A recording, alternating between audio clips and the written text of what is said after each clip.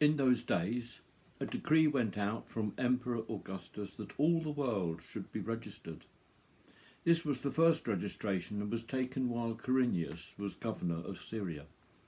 All went to their own towns to be registered.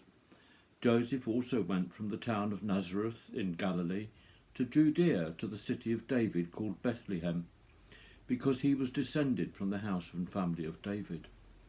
He went to be registered with Mary, to whom he was engaged and who was expecting a child. While they were there, the time came for her to deliver her child, and she gave birth to her firstborn son, and wrapped him in bands of cloth, and laid him in a manger, because there was no place for them in the inn.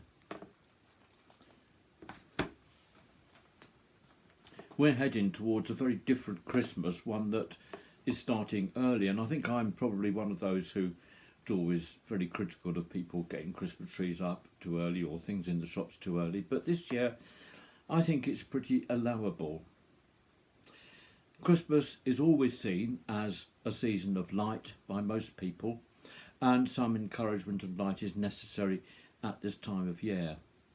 And the festivals of Diwali and Hanukkah also are festivals of hope and light.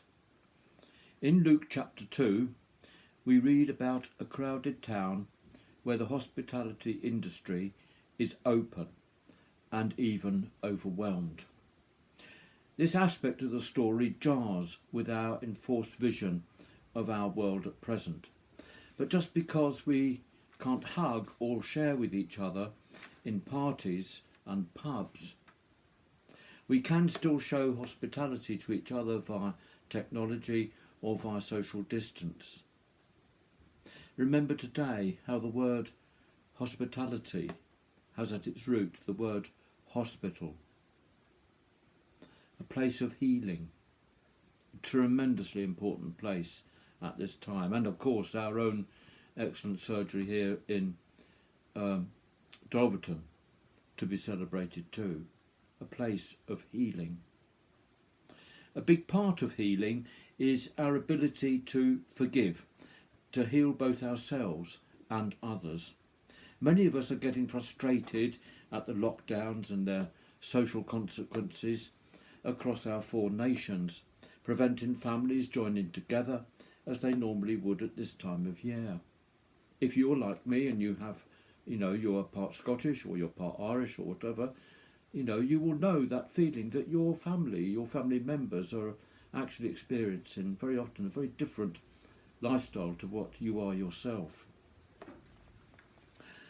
This frustration has made its appearance at times in the form of conflict and violence in some places. I just saw the other day on the television news, you will have seen it too, I expect, a lady who in a co-op somewhere started sweeping bottles of wine off the shelves because she was told off for not obeying the one-way system in the shop.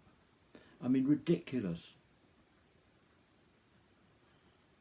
But that is the fragile mental state of an awful lot of people at this time. In Luke 2, we read a story about a little town just outside of Jerusalem being overwhelmed. Frustrations of a different kind existed there. No room at the inn. It probably wasn't only shepherds sleeping rough on that first Christmas night. I pray that today we lie low in the calm of the stable or cattle shed. Be still with the light of the world and be healed by sheltering from the frustrations of the outside world.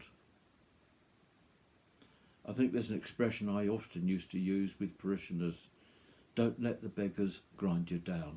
Amen.